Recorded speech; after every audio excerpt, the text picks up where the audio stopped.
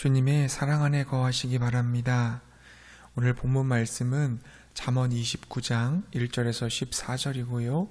제목은 가난한 자를 돌아보는 공의입니다.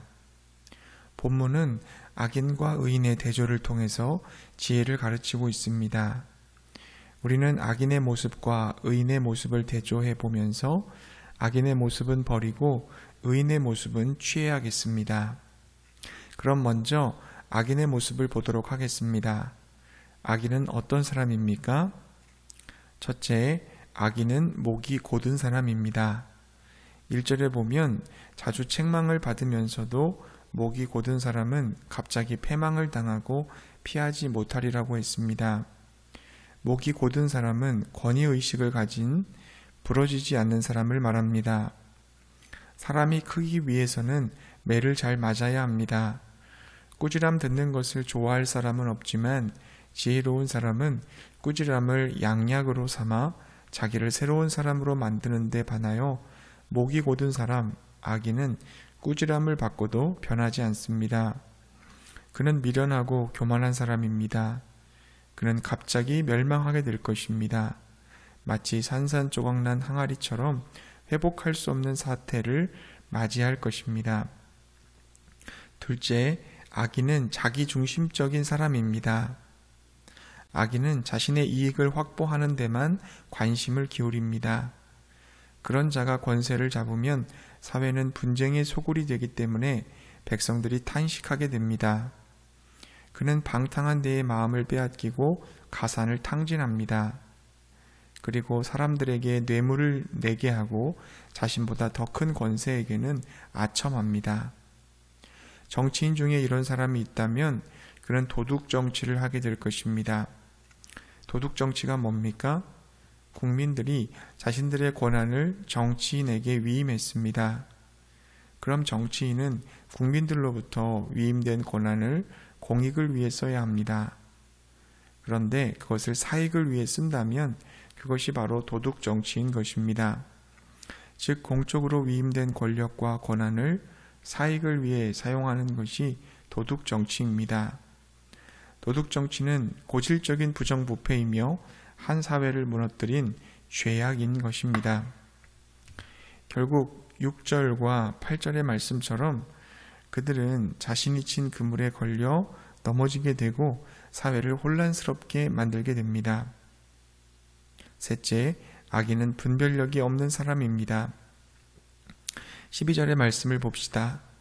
관원이 거짓말을 들으면 그의 하인들은 다 악하게 되느니라.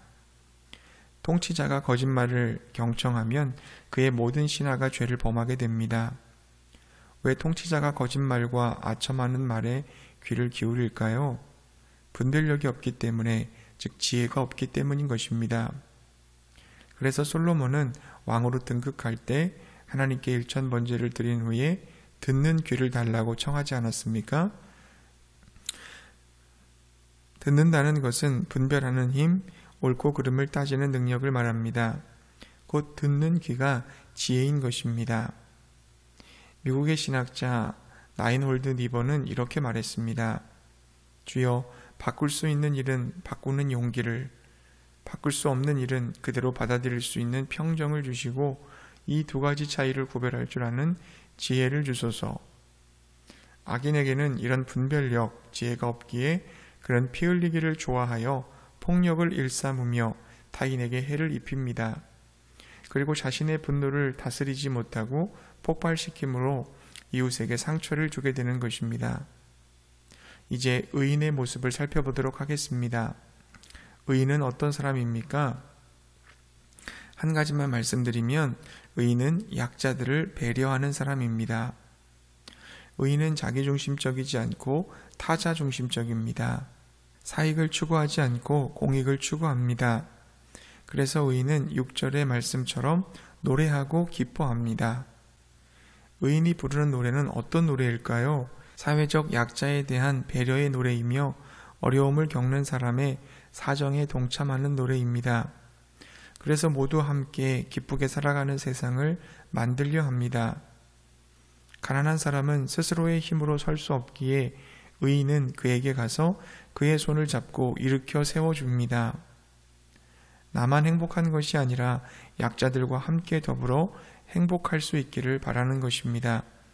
이런 세상이 되기를 노래하며 기뻐하는 사람이 의인입니다. 13절의 말씀도 볼까요? 가난한 자와 포악한 자가 섞여 살거니와 여호와께서는 그 모두의 눈에 빛을 주시느니라. 이 말씀을 잘못 해석하면 가난한 자나 포악한 자나 하나님이 모두에게 육체적인 생명과 정신적인 활기를 주시는 것이기에 가난한 사람은 가난을 그냥 받아들이고 살라는 뜻으로 해석할 수도 있습니다. 그러나 그런 뜻이 아닙니다. 어느 사회든 가난한 사람과 포악한 사람이 함께 공존합니다. 가난한 자의 가난은 포악한 자의 착취의 결과일 수 있습니다. 그럼에도 불구하고 하나님께서 사회적 강자든 약자든 생명을 공평하게 허락하십니다.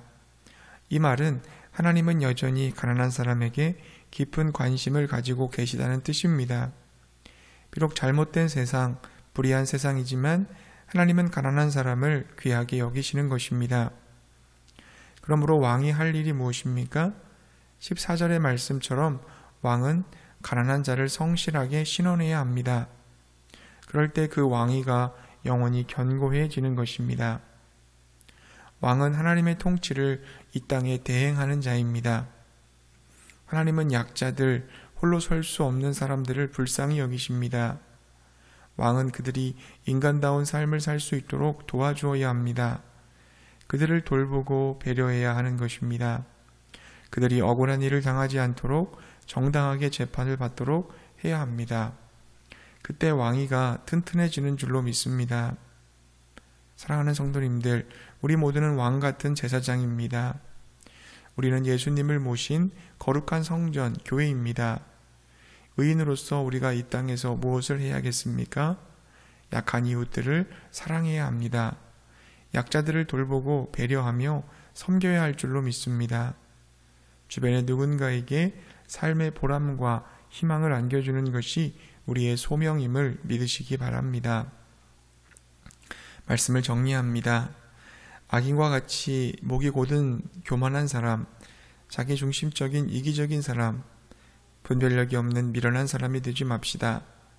우리는 의인으로서 예수님의 생명에 연결된 사람들로서 예수님 안에 있는 자들로서 약한 자들을 배려하고 붙들어주고 일으켜주고 섬겨주고 사랑해 주시기 바랍니다. 하나님께 영광 돌리는 것은 성도들끼리 행복해하는 것이 아니라 가난하고 약한 이웃들과 함께 살아갈 수 있는 건강한 세상을 만드는 것입니다. 이 귀한 소명에 응답하는 저 여러분이 될 수 있기를 바랍니다.